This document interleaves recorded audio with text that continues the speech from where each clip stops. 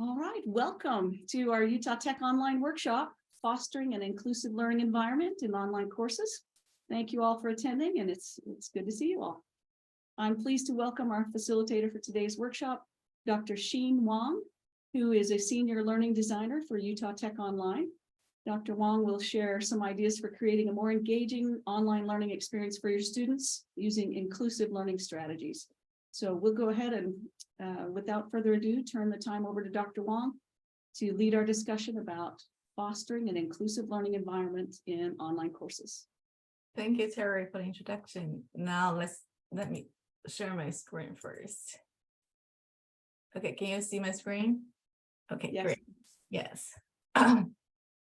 So like Terry said, my name is Xin Wang, and I'm the learning designer at Utah Tech Online. And today we're going to talk about what is a learning environment, the component of different learning environment in the online course, and also some teaching and the course design strategies that can help us to foster an inclusive learning environment in our online courses. And before that, a little bit about myself. I have a PhD in educational technology from the University of Northern Colorado. I've worked in the instructional design field for over 15 years. And I also taught at post-secondary institutions for 10 plus years. My hobby, I have a lot of hobbies, but these three I listed here, the traveling, playing piano, and yoga are what I do more often. Actually, my husband and I like to visit all the national parks.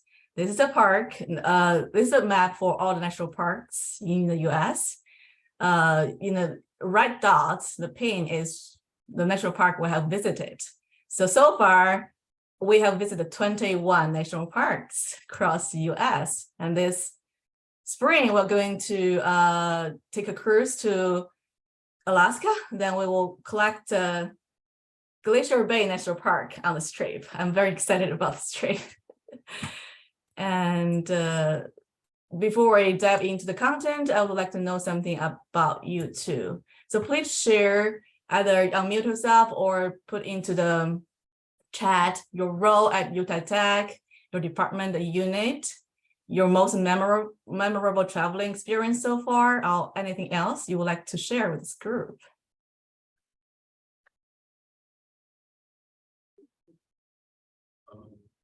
I can see some people typing, but feel free to take yourself off mute. I'll go ahead and introduce myself. I'm Dr. Terry Brandenburg, and I am the Quality and Training Manager for Utah Tech Online. And wow, I think one of my most memorable traveling experiences is probably to the Middle East. I did a semester over in the Middle East for a while, so that was definitely memorable. And I love visiting the national parks as well. And as you can tell, my background is Zion National Park, which is my all-time favorite national park. Thank you for sharing, Terry. Oh, Kara has a trip to China. Hey, I'm from China originally. I think we have a lot to talk about it after this webinar. It was really fun. Where did you go? Well, flew into Beijing and then went, oh goodness, Xi'an, I think. Oh, Xi'an, yes. Yeah. Saw the terracotta warriors. Yeah, that's the place to see it. Yeah. You probably see more people than those little warriors, right? Yeah. It's very crowded usually. And then my dad and sister went, but they stayed and ran a marathon on the wall of China. Oh, that's so cool. That's really cool. Thank you for sharing. Jennifer said she's been to Glacier National Park. I need to talk to you after this so I know. Can give me some advice on that. Okay. Well, we went to the one in Montana. We didn't go to Alaska. Oh, okay. It still counts. It was still fun. It was really cool. Yeah. Okay, everybody. Thank you so much for sharing. And let's move. So you saw Joe and Mary's posts as well. I did not. Let me see. Yep. I remember I'm traveling to Europe, Germany. Oh, Joe, you are worldwide traveler. That's great. Actually, we wanted to go to France this year too. I'm interested in yes. Yeah, okay. Is it so? Is it everything?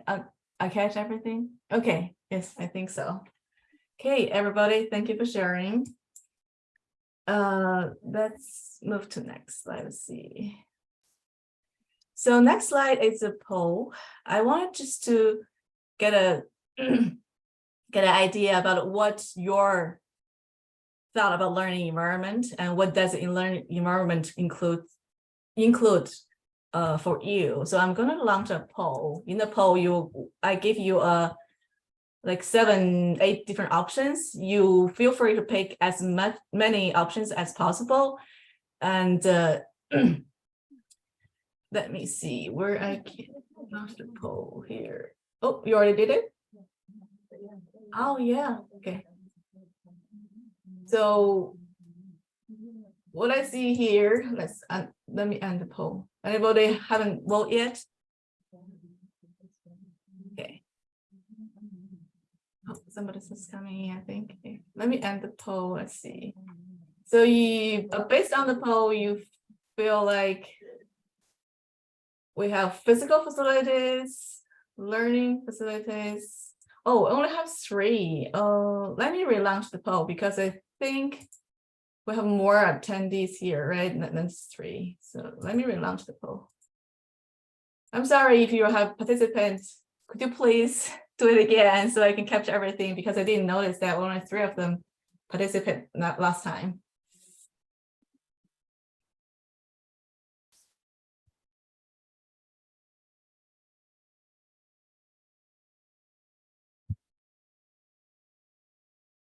Oh, the poll is coming.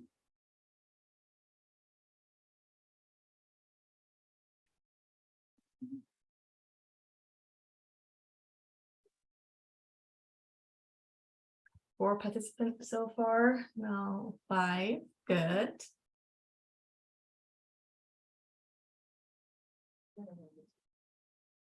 I give it a little more time for the other poll. And the funding that the university receives, that will probably happen. Sorry, we lost your voice, I think.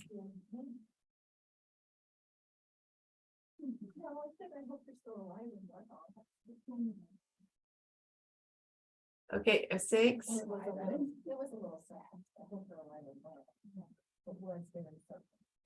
Okay, let me wait for like 15 seconds, then we will end the poll, okay?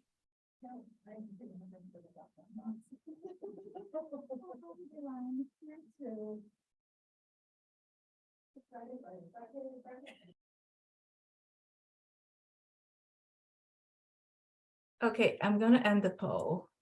Let's see what you have selected. Let's share the result.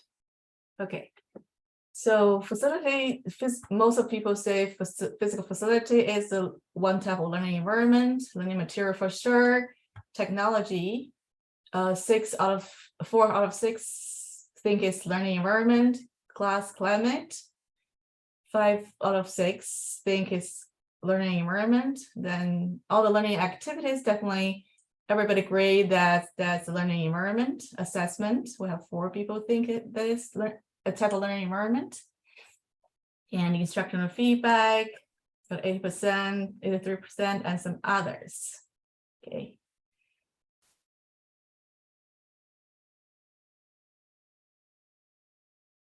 Okay, thank you very much for sharing your ideas about what a learning environment is and what does a learning environment include.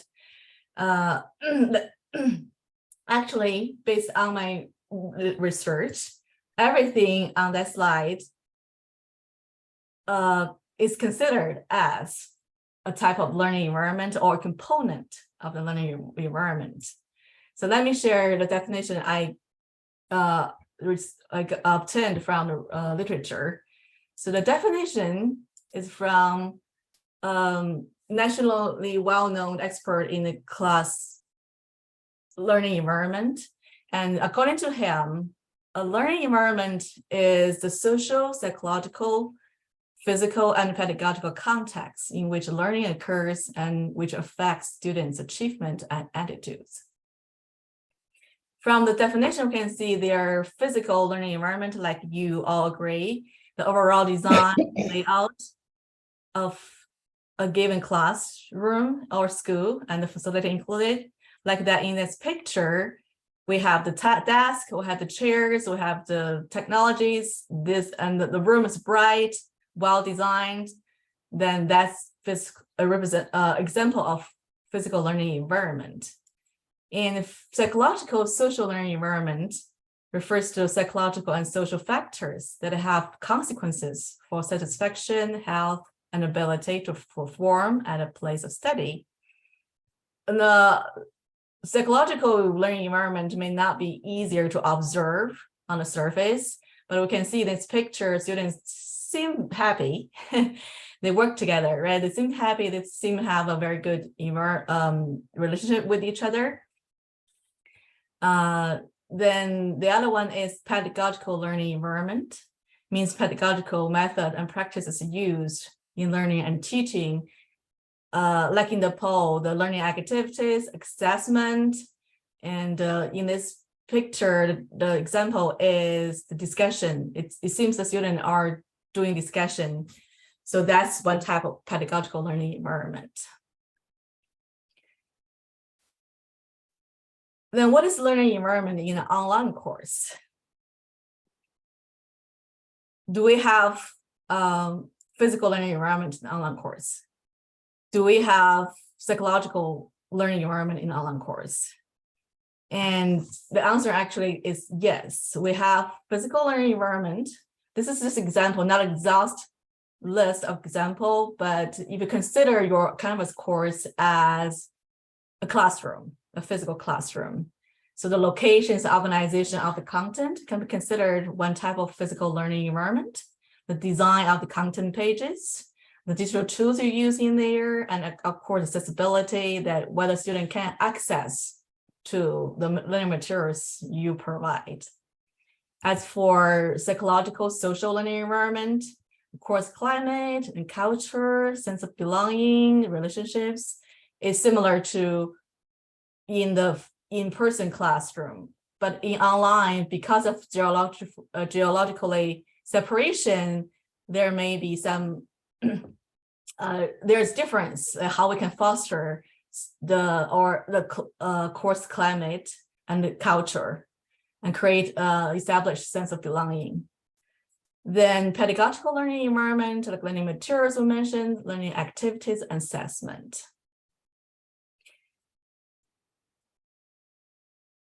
So what an inclusive learning environment look like to you?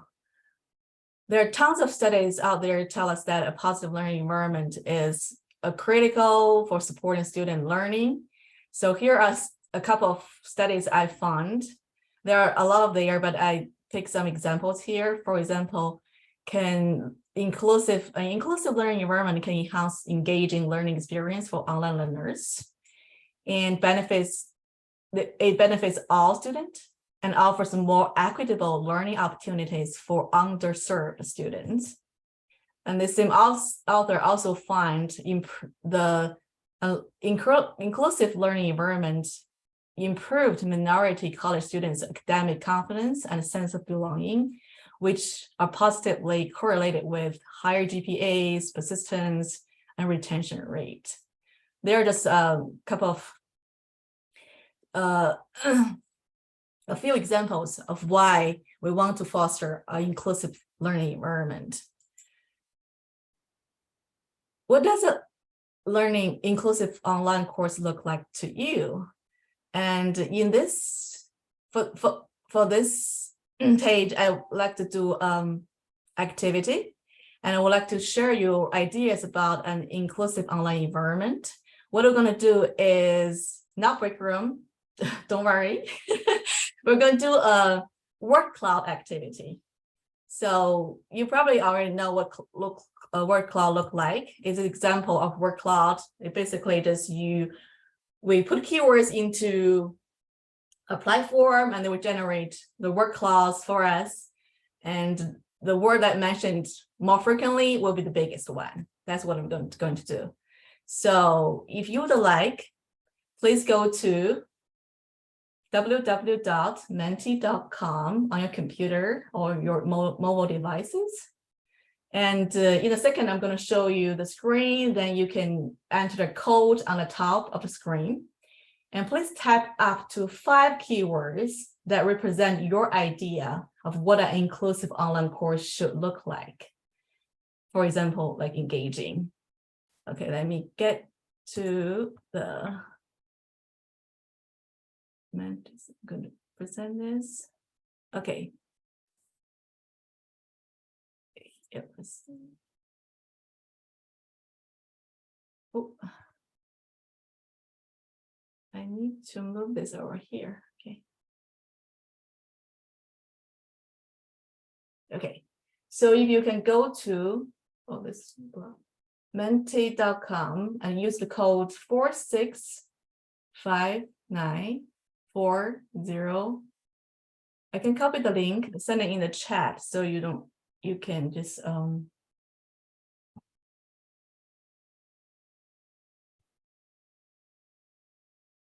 thank you, Terry.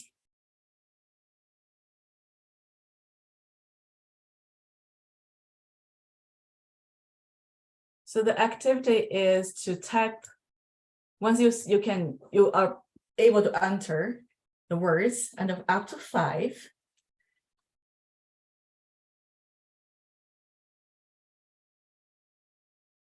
Okay, I can see somebody say encouraging, friendly, feedback. You don't have to type 5.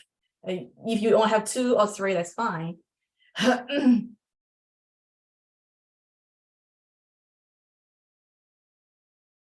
Ooh, open, supporting, peer interaction, friendly, accessible, communication, collaboration, encouraging. Good. Those are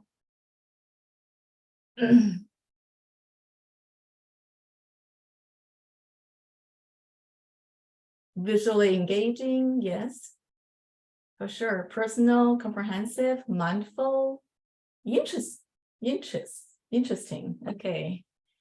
Organized, for sure. Welcoming. Yeah.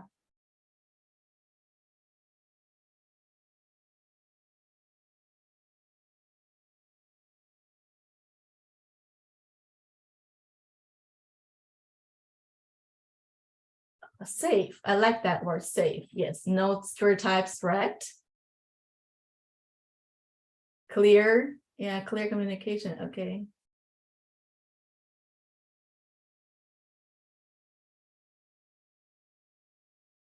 The cloud keep changing, so I have kind of lost track of what is the new word right now. But it feels like feedback and accessible are, and also welcoming. Those biggest keywords that imagine that we have multiple instructors enter those words. And yeah, warm, yes, warm, personable, yes. Yes, okay, great. Thank you for sharing your thought on this.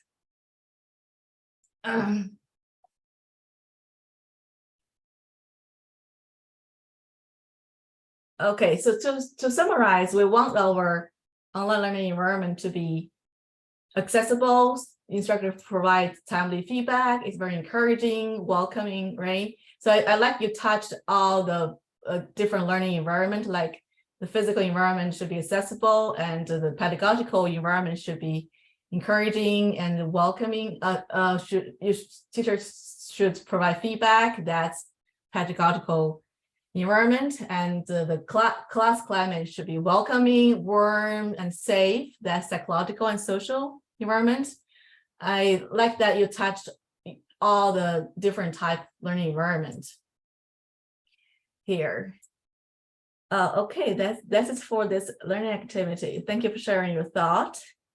And let me go to, I need to go back to, so in this webinar, I will share some of the best practices.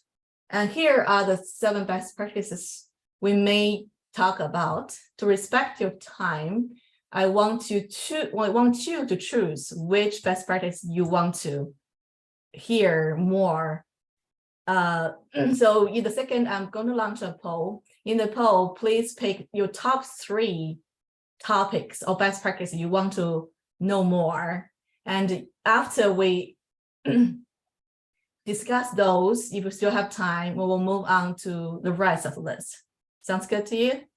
Okay, let me get the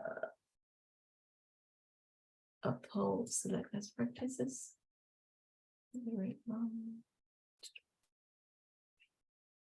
Okay, can you see the poll? Okay, good.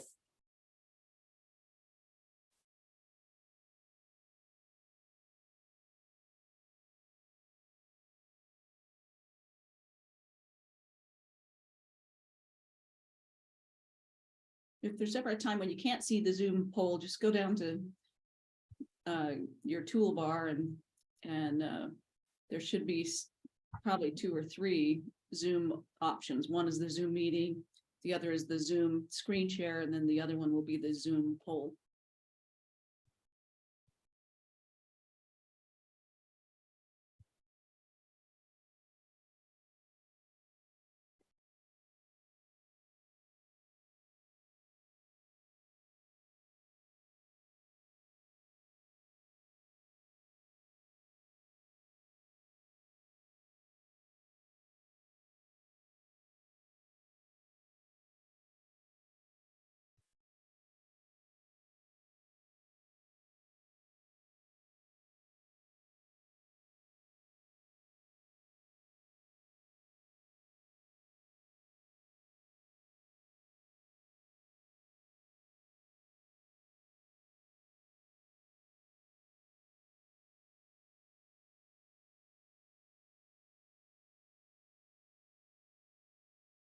So I have 6 out of 9 participants have voted.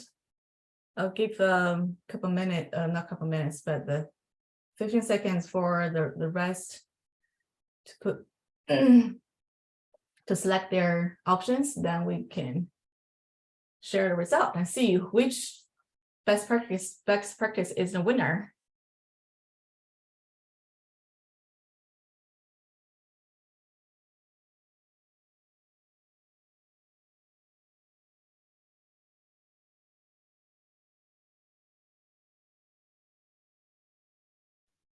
I noticed we have a couple learning designers in the room, so they may not be voting. Just Okay. Okay, then let's just end this vote for now and share the result. Okay, so let me do a screenshot so I remember which one we want to listen to first. Okay, good. It seems like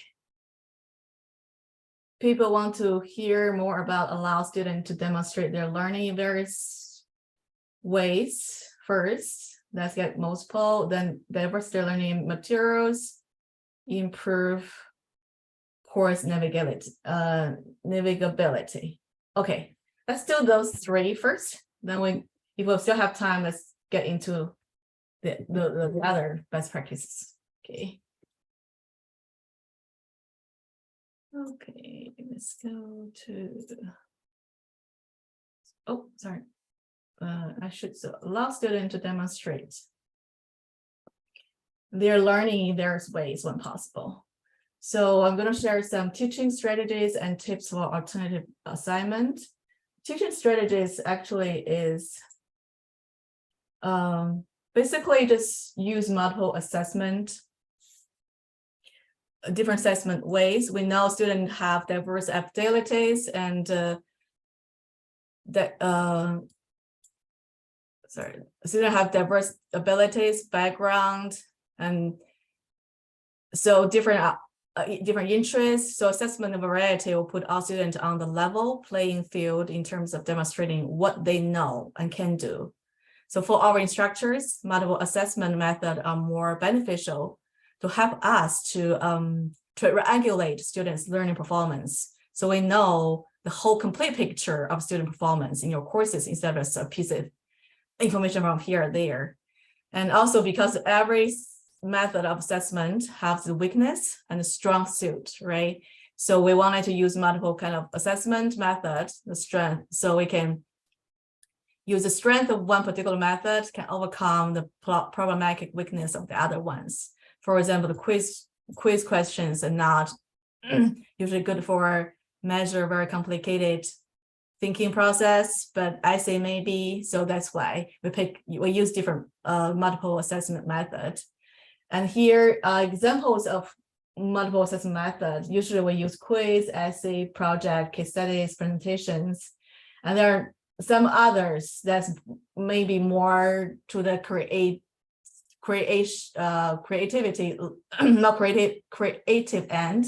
Like if you're in a history class, you can ask them to create a timeline, and for a period of time. Even for your in a literature class, you can ask them to create a timeline of the different authors and how they on a different period of time and why that background, that age reflect their writing styles kind of thing. And then you can ask them to do an infographic to present their learning for a concept. You can ask them to do an interview and other kind of various type of artworks. So make a photo galleries, draw something, or some other visual ways. And also consider giving students a choice in how they can demonstrate their learning. So we know the best way actually to differentiate student instruction is give students a choice in how they show their learning. So all students learn in their own way, and they need to be able to show their individual skills and interests. So as long as they are able to demonstrate a certain skill, and assessment should be more about the process than the product. I'm sure you all agree with me. And you can give the options like they can have, for example, essay, they can write different topics, right? And and they can pick different projects to do. They can pick working with other students or on their own. They can pick the topics that they are interested in. Also, sometimes you can ask the students to come up with a topic they would like to do. Then they will be more motivated to finish and to do the project than the one you assign to them maybe.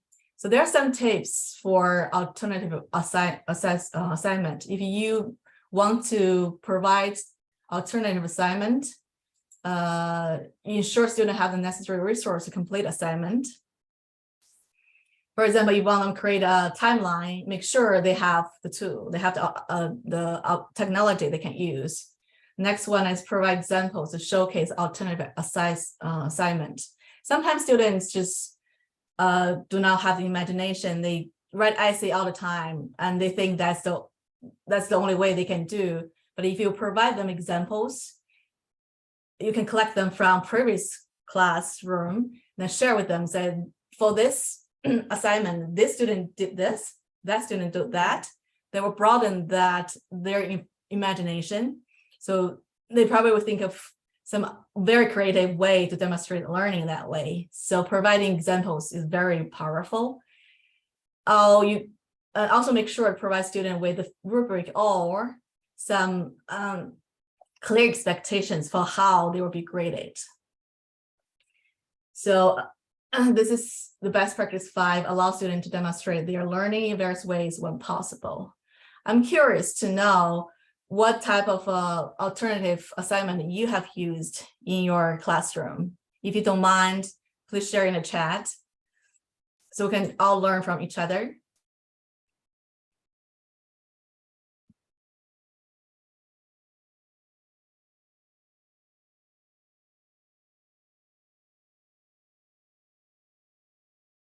I can't, let me try to, okay. I think I closed my chat, I can't see.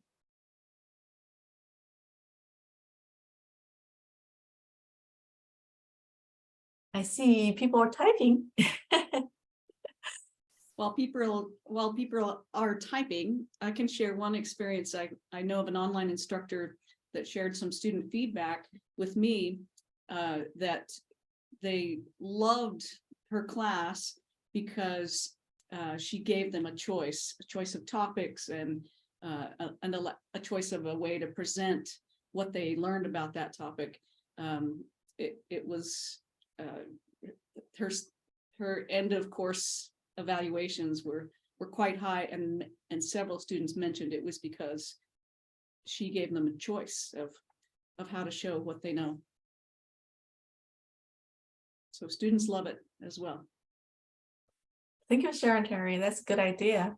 And Jennifer shared that I do not let them to choose, because it's writing course, so they have to write essays, but I do let them to select topics. That's great. Gives students the opportunity to select topic that they're interested in, passionate to work to write about, and use PowerPoint assignment that asks students to break and essay break into shorter presentation point.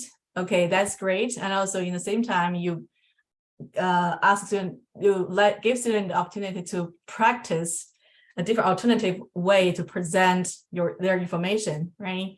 I have done cafeteria style course before where students choose what type of assessment they complete. Oh, that's interesting. That's very interesting. That probably we can invite Mary to share in a more detailed ways. What did you do? Cafeteria style. Do you mind? No, yeah. I had a cafeteria style at my community college in years past, and I always liked that idea. So I created a personal health and wellness course where students could actually choose their assignments. And so it was points-based. The students were working towards getting a certain number of points in the class. There were 4 different types of assessments. One was a typical quiz. One was an assignment where they had to practice communication skills. Another one was a research or report. And then the 4th category was where they actually had to implement something like a health behavior change, like practice meditation before you sleep for 3 nights in a row, that kind of thing. And basically students, in order to earn an A, if they did 2 of those assessments for each of the modules, they could easily earn an A, as long as they followed the grading rubric and that kind of thing. And what we found is that students loved having that choice. And oftentimes when they got to their A in March, they kept going because they were having so much fun. So they might have only had to earn 350 points, and some of them would earn 500 points. So it was really actually a very fun course to teach and to grade, because all of the grading was different. It wasn't just grading the same assignment for every single student. That's really awesome. I like that. It's bring to the to this learning assessment to another level. That's really awesome. Thank you for sharing, Mary. And Kira said that I have very cryptic assignments that auto-graded assignment project. Okay, so that's great. So the student can pick their project they want to do for the semester. That's super great. Thank you for sharing, everybody. And if nobody else want to share, let's jump to another best practice, which I think is improve course navigability. Okay.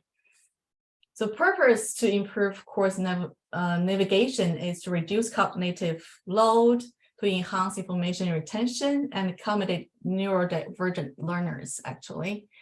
So the supporting literature here, like these people research and study and show and find out like course specific structure issues such as clarity and relevance is one of the factors that affect students' perception of class climate. And we know the class climate is closely tied to students' motivation and engagement, and therefore their learning performance. That's why the course navigation is very important. So in here, I'm going to share 3 course design strategies. First one is organize content in modules, provide a hierarchy to your content, and break down the course content into small manageable pieces. You probably are very familiar with organized content in modules in this group because you're all seasoned online instructors. You may be surprised because I still notice a lot of Utah Tech instructors are still not using modules. The purpose of using modules actually is to reduce cognitive load for learners. And this is the, you actually can organize your modules, your modules weekly based or theme based or module by module, chapter, unit based. That doesn't matter. But the tip is to use chronological order and ensure consistent structure for all the modules. So students will spend more time on your content they need to learn instead of spend their cognitive load and figure out where to find what. So I would get into too much in here because I think you already know this. And next one, actually, let's give you 3 examples. If you just by looking at these 3 examples, I'm sorry if it's too small for you. This is I couldn't find a better way to fit 3 examples on one small slide page. It's the best I can do. I'm sorry about this, too small. And there's 3 versions of the same content. Could you let me know which one you like most and why?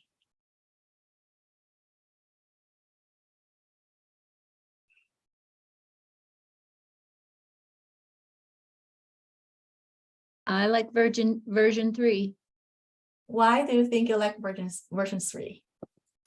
just because it's smaller pieces. Good. Anybody has a different opinion? Okay, so it seems like we all think version 3 is better. The reason for that is a strategy I want to share with you is to provide hierarchy to your content. So if you look at version 1, there's paragraph after paragraph after paragraph. There's no hierarchy at all, except there's big title here, right? A heading. And when you look at that, you're spent more energy, your like memory space, try to figure out how to separate them and how you're going to get into reading them. When I don't know about you, but when I look at that, I feel like I don't want to read it. It seems a lot. Even it's the same amount, but it just seems a lot. For version 2, this at least it provides some headings. So break those down. And headings is very great for when we scan a page. If you record your experience of scanning a long page, if the headings, they help you to navigate and know before you get into the detailed content, know what you're going to read and what the topics are. So help for your mind to organize the content. Version 3 is better because in addition to have headings, they also have different visual elements like different colors, different size of headings and videos, pictures, graphics, and also chunk the content into smaller pieces. That's going to help you a lot to reduce your cognitive load and improve information retention. And you may wonder, like, but I'm not a web designer. I don't know how to do this. Don't worry about that. And if you, at Utah Tech Online, we have created some templates for different instructors. So if this is the 3 examples we created for an health department on campus. If you're interested to provide more organized, clear, consistent pages for your online courses, contact us. We'll either share our templates with you, or if you want to customize the template, we can help you to do that. So you don't have to spend your precious time on creating or designing the web pages. You just need to use a template, plug into a content, and you're good to go. And of course, you look gorgeous at the end. And Just in the chat, Cassie mentioned that she liked that version 3 in the previous slide because it was visually engaging. So if you, as you mentioned, if you want help in improving that visual appeal, as well as the navigability of your online course, you can consult directly with a learning designer. So that's something I highly recommend. They're awesome. thank you for adding that, Terry. And let's go. So the other thing, more specifically, break down course content into small manageable pieces. The purpose is also to reduce cognitive load and improve information retention. And we talk about the Canvas page in the first slide. Well, there are another aspect to the Canvas pages, which is, have you ever found yourself asking this question? Should I use a long page or should I use a short page? And for the videos, should I use a short videos or long videos? And why should I do that? So I'm going to share with you some studies and recommendations for that. So this study actually is digital books. So the problem the researcher found out is there's a lack of standards for digital pages and its length. So what they did is they compared brain activity. They hook up the participants with all those medical chips things, and to compare their brain activity and eye movement with eye tracking technology while they are reading a short page and a long page. They also compare their quiz scores to test their information retention. Here is, sorry, that's the picture I took from their presentation in the conference. So it looks pretty blurry. Sorry about the quality of the picture. So on the left short page, they have two groups, one novice learner on the left, expert learner on the right. And on the long page size, there's novice learner and an expert learner. So the red represent they pay more attention and they spend more time on there. And yellow is a little less than red, and green is kind of scanned through. They didn't spend a lot of time on there. So you can see this like hot map, right? You can see the red here, and not much red here. It seems like there's attention to scattered. So the result is participants assigned to read the short pages scored higher on learning quiz than those assigned to read the long page. Participants assigned to read the short page showed more consistent levels of attention during a reading experience than those assigned to the long page. So the implication here is design your page short. Don't create a super long page. And another one is instructional videos for should be short or long. We have one example here is engineering course study, and they asked them to watch short videos and long videos. The short videos group rate their performance statistically is more significant, and also think the short videos are more entertaining. So they recommend for engineering major, it should be 6 to 10 minutes. Yeah, specific for that. But for a language learning class here, the shorter videos, like less than 5 minutes, led to significant high student engagement, satisfaction, and performance than the medium length 10 to 20 minutes or a long one, more than 30 minutes. So they provide short videos to improve. So their recommendation is to provide short videos to improve engagement, satisfaction, and performance of English learners.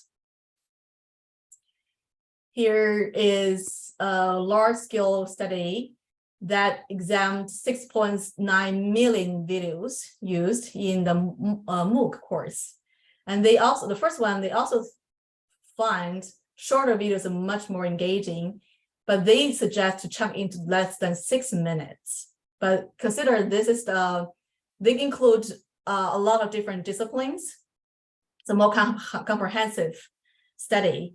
So although they don't agree, the three studies, they don't agree how long it should be, but the trend is seems shorter videos work better. Yeah, that's just so that's why if you break down your videos into smaller, more manageable pieces, also they're more likely to improve students' engagement and also student performance. This is about how to improve your course navigation. We talk about page length, video length, and your page design and using template. Do you have any questions or you want to share any thought about this best practice? I have a question. I've always used Kaltura to do little mini videos. Someone in my office asked me just today if they can take pieces of Zoom lectures or meetings and embed them into an instructional page. And I didn't know the answer to that because I haven't used Zoom that way. You mean you just upload your Zoom video into the Kaltura, then? No, I use Kaltura to make little videos, but they do like a brief little Zoom video that they just record and keep on their, you know, in their course, but in the Zoom meetings. Is there a way to take pieces of that Zoom meeting and then embed them into, say, an instructional page? If you recorded a Zoom, you should be able to see it on the cloud or store it in your computer. Either way, they have access to the audio, to the video. You can edit it a little bit and upload it through My Media. Yeah, I also like Casey said that you can upload it to YouTube. Then you can use embed code. That's fine too. Thanks, Cassie. Yeah, and when I use the Zoom or I'm at YouTube, I just make them not public. And so then that way, like random people on the internet can't find them. So only people that are in the class can access those unless they want to share the embed. I mean, like there's really nothing that I just don't want random comments from strangers coming at me, but Sure. that's usually how I do it. So Thanks. Thank you. We also have a resource here. So again, Utah Tech Online might be able to help you with editing some clips out of a Zoom recording video. So another resource. Yes, we have student tax, and if you have the needs, contact us. We may be able to help you to edit your video and re-upload it to your course. And we have a couple minutes left before we open up to Q&A. I will briefly touch on the third one, best practice for diversify learning content. So the purpose of this is to foster a sense of belonging, increase relevance of learning materials to enhance engagement for our students, and also encourage critical thinking. And here are some strategies. First of all, provide multiple means of representation. So we know learners differ in different ways and they perceive comprehend information differently, right? So for example, with those with sensory disabilities and the learning disabilities, language or cultural differences, so forth, may all require different ways of approaching content and process content. So if you can we can offer multiple means of representation, like textbooks, articles, podcasts, videos, simulations, games, etc. Students will be able to process information better and learn a lot more than just a single individual textbook. The next one is select content that engages the diversity of ideas and perspectives. For this one, we want to make sure we critically examine materials that represent various perspectives accurately. So you consider like gender, nationality, ethnicities, age, etc., social background, and also consider whether those perspectives are systematically are there any materials that perspectives us from the systematically underrepresented or people, or they're absent from your materials? And if you're assigned a textbook that provides, it's really good a textbook, but it provides some problematic stereotypes, for example, and like in the business management textbook that only use masculine pronouns, or dermatologist chapter that only show fair-skinned patients, you as an instructor, you can point out, you still can use those materials, but point out these shortcomings and consider supplement those textbooks with other readings, and also encourage students to critique the content, which will normalize critical thinking for them. So here's example is in a history class, examine historical narratives to see which voices are missing, and actively explore resources that represent those missing voices. The next one is choose content by authors of diverse background. For example, in the chemistry course, discuss contributions made to the field by historically underrepresented groups. And so I'll ask students to study Native American dance forms along with white representations of those forms in the early American media to do the comparison. And the last but not least strategy for this is use multiple and diverse examples that do not marginalize students. For example, you select case studies and select case studies that represent people from diverse background. And if you share research studies, then point out limitations if they are, that focus on specific race. For example, a lot of the early studies are usually, their samples are usually from prestige university, usually white male population. And when you do generalization and application of those research results to today, then you have to be aware the limitations. And if you can point out limitations to show students, that will help them to more critically think critical think about the same topic and approach the topic differently. So I don't think we have time to do this activity, but if you have any thought on to share about this topic, please do share. And otherwise, and also welcome to ask any questions. And we're going to share this slide with you after this presentation. So you will have all the resources in here and all the rest of the best practice you can see from the slides. So don't worry that we didn't touch on those topics today.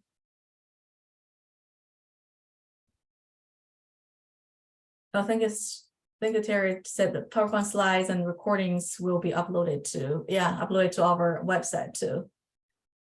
Are you going to send out the link to everybody after it's uploaded, Terry? Okay. Yes, we'll send an email.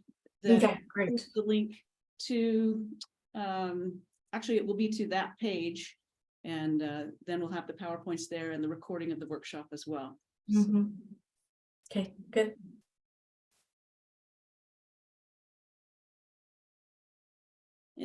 Any questions for Dr. Wong before we finish?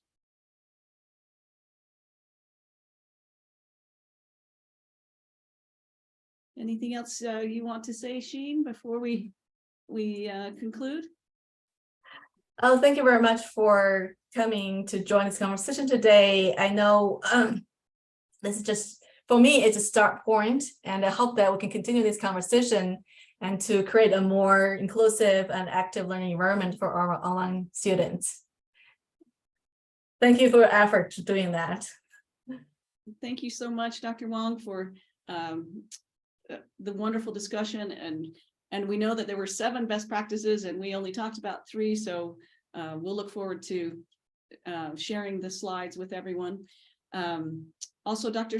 Wong and I will stay in the meeting room for a few minutes to answer additional questions. We want to thank all of you for joining us for our discussion about active learning, inclusive learning. And how to foster that in your online courses. Also, remember, you're not alone in working to enhance engagement in your online courses. You can consult with a Utah Tech online learning designer. Put the link in the chat. Those learning designers can help you implement a variety of inclusive learning ideas into your online course. So thank you again very much. And we'll stay in the room for just a few minutes.